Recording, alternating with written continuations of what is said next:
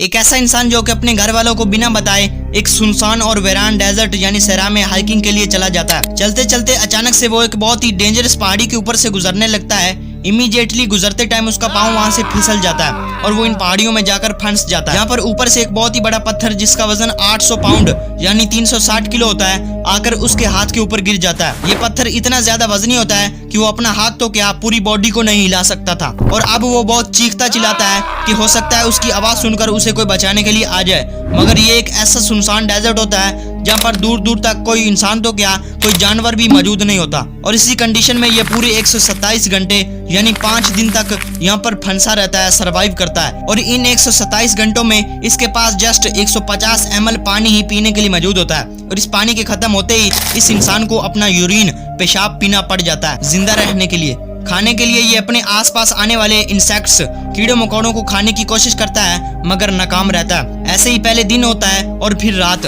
मगर इसे यहाँ पर फंसे अब 4 दिन गुजर चुके थे और अब 5वें दिन ये सोच लेता है कि मैं यहाँ पर जिंदा नहीं रह पाऊंगा और भूखा प्यासा ही मर जाऊंगा। और ऐसे में ये एक बहुत ही बड़ा और दर्दनाक डिसीजन लेता है कि ये अपने बैग में मौजूद चाकू से अपने हाथ को ही काट देगा और फिर यहाँ से निकल जाएगा, आजाद हो जाएगा। मगर ये बहुत दर्दनाक होता है। इसके अलावा इसके पास कोई दूसरा रास्ता ही नहीं होता और 5 दिन तक एक ऐसी जगह पर रहना जहाँ पर पूरे दिन में जस्ट 15 मिनट ही धूप आती हो। अब इतनी लंबी भूख और प्यास से ये पूरी तरह से कमजोर हो चुका था और इसमें जरा सा भी ताकत और खून नहीं बचा था। जी हाँ दोस्तों, ये एक सच्ची सर्वाइवल स्टोरी है एरन ली राल्स्टन की। हेलो दोस्तों, मैं हूँ आपका अपना यार और दोस्त मिस्टर बशीर। तो चलो हमेशा की तरह शुरू से सब कुछ स्टार्ट करते हैं। एक्चुअल में दोस्तों बात है 26 अप्रैल साल 2003 की।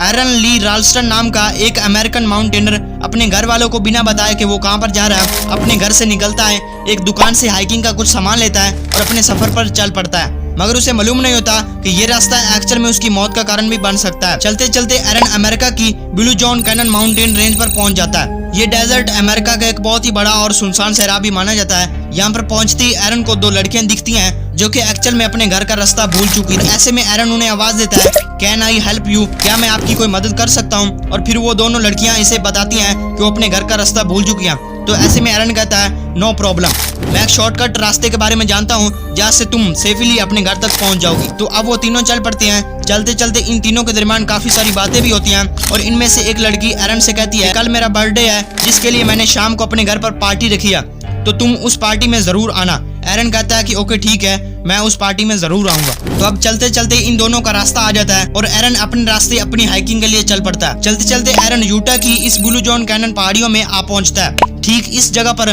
पहुंचने के बाद वो एक बहुत ही खतरनाक पहाड़ी को क्रॉस करने लगता है। तभी एरन का पाँव फिसलता है और वो इस पहाड़ी से 65 फीट यानी 20 मीटर नीचे जाकर गिरता और फिर अचानक से ऊपर से एक बहुत ही बड़ा 360 किलो का एक पत्थर उसके राइट हाथ पर आकर गिरता है। हालांकि इस पत्थर की वजह से एरन को कुछ ज्यादा चोट नहीं लगती, मगर अब उसका हाथ इस पत्थर में पूरी तरह से फंस चुका था। एरन बहुत जोर लगाता है मगर उसका हाथ वहां से निकल नहीं पाता। फिर वो बहुत चीखता चिल्लाता है कि उसकी आवाज सुनकर उसे कोई बचाने के लिए आ जाए, मगर ऐसा बिल्कुल भी नहीं होता। अब एरन अपने हाइकिंग बैग को खोलता है जिससे वो एक नाइफ चाकू को निकालता है, एक कैमरा, एक वॉच, 150 मिलीलीटर पानी और कुछ थोड़ा बहुत खाने पीने का सामान निकालता है। और फिर एरन इस चाकू की मदद से इस बड़े से पत्थर को तोड़ने की कोशिश करता है कि किसी तरह इससे मेरा हाथ निकल जाए, मगर 800 पाउंड के पत्थर का ये छोटा सा चाकू क्या बिगाड़ सकता था। तो ऐसे में एरन थक कर हार मान लेता है और इसके इस छोटे से नाइफ चाकू की धार भी खत्म हो जाती है, खराब हो जाती है पत्थर पर रगड़ने की वजह से। फिर एरन अपना कैमरा ऑन करता है और रिकॉर्डिंग करते हुए कहता है कि sorry but I love you my mom and dad, मैं आपसे बहुत प्यार करता हूँ मगर आई एम सॉरी कि मैंने आपके पूछने के बावजूद भी आपको नहीं बताया कि मैं कहाँ पर जा रहा हूँ। वो कहता है कि अगर घर से निकलते टाइम वो अपने घर वालों को बता देता तो शायद अब तक वो मुझे ढूंढ लेते। बिकॉज अब एरन को यहाँ पर फंसे 48 आवर्स यानी 2 दिन गुजर चुके थे। पानी खत्म होने के बाद एरन अपना पेशाब यूरिन बोतल में भरकर पी रहा था। खाने के लिए वो इंसेक्ट्स कीड़ों मकोड़ों को खाने की कोशिश कर रहा था। एरन को अब बगैर हिले इसी जगह पर 3 दिन गुजर चुके थे। अब एरन अपने बैग से कुछ रस्सियों को निकालता है और उनको इस पत्थर के नीचे से गुजार कर अपना पाँव उस रस्सी पर रख कर उस पत्थर को ऊपर उठाने की कोशिश करता है, मगर नाकाम रहता है। इन दिनों में इसे जस्ट आसमान में उड़ रहा ये एक ईगल ही हर दिन दिखाई देता था। अब एरन की हालत बहुत ज्यादा बिगड़ती जा रही थी और टाइम के साथ साथ एरन की बॉडी अब ढीली पड़ रही थी। एरन अब ठान लेता है कि वो यहाँ से जरूर निकलेगा। वो अपने हाथ को बहुत टाइट करके बांध देता है ताकि खून रुक जाए और फिर वो उस नाइफ उस चाकू से खुद के फंसे हुए हाथ को काटने की कोशिश करता है, मगर ऑलरेडी वो नाइफ की धार उसकी शार्प पत्थर पर रगड़ने की वजह से पहले ही खत्म हो चुकी थी, खराब हो चुकी थी और एरन अब चाहते हुए भी अपने हाथ को उस चाकू से नहीं काट पाता। अब एरन उस पहाड़ी की दीवार पर अपना नाम, डेट और RIP रिप लिख देता है और मान लेता है कि अब वो यहीं पर मर जाएगा, बिकॉज 5 दिन की भूख और प्यास की वजह से अब वो पूरी तरह से कमजोर पड़ चुका था और बहुत कोशिशें करने के बावजूद भी उसका ये हाथ वहाँ से निकल नहीं पा रहा था। आखिरकार एरन थक कर हार मान लेता है और वो कैमरे में ये भी कहता है कि जब वो हाइकिंग के लिए तैयार हो रहा था तो तब उसकी मम्मी, उसकी मदर की फोन कॉल आ रही थी और अगर वो उस फोन कॉल को उठा लेता तो आज उसकी माँ, उसकी मदर यहाँ पर उसे आकर बचा लेती, बट अफसोस कि उसने किसी को भी नहीं बताया और अब एरन नाउम्मीद होकर हार मान लेता है और उसकी आंख लग जाती है। ऐसे में सोते हुए एरन को एक ड्रीम, एक सपना आता है कि सामने उसका छोटा सा बच्चा बैठा है और वो इसे उठाकर उसके साथ खेल रहा है